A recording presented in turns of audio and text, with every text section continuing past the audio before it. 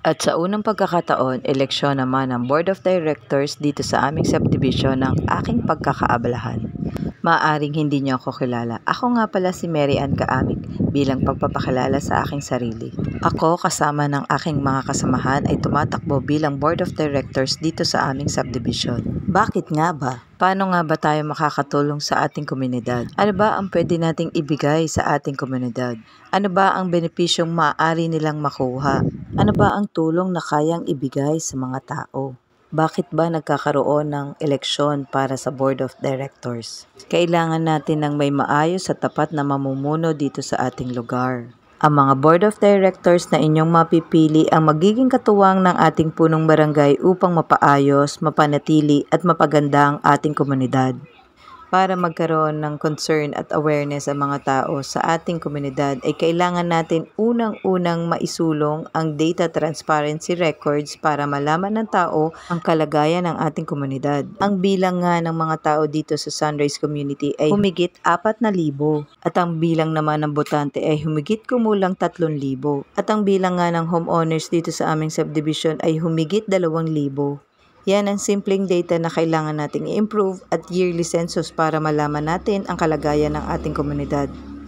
At dahil nga sa lumalaki ang ating community, kailangan nating magtalaga ng mga officers na magiging katuwang ng ating Board of Directors para mapanatili at mapaayos ang kapayapaan dito sa ating subdivision na may karampatang allowance upang makatulong sa bawat isa. Ang bawat dues na inyong binabayad ay kailangan nakadetalye sa inyong account upang malaman nyo ang inyong pagkukulang kung meron man. Ang inyong contribution at bawat pagsuporta ay makakatulong sa aming mga nakalinyang programa na kagaya ng kami ay nagnanais na magsulong ng free quota for every league na mangyayari dito sa ating subdivision.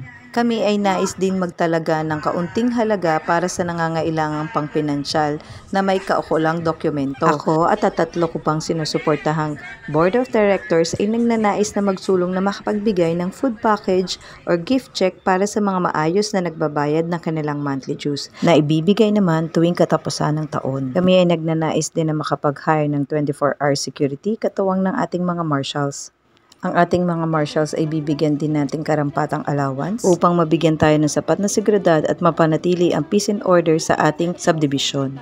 Sisikapin nating makapaglagay ng CCTV sa bawat sulok at magbigay ng liwanag sa bawat sulok ng ating subdivision. Hahanapan natin ng paraan upang mapababa ang minimum rate ng ating water bill. At gagawa natin ng paraan ang mga nagkalat na dumi ng ating mga alagang hayop. Sana po ay masuportahan nyo kami sa darating na eleksyon. Kami ay iboto upang aming maisulong ang aming adhikain na mapaunlad at mapaganda ang ating subdivision. Maraming salamat po. Napapili ang sari, tapat na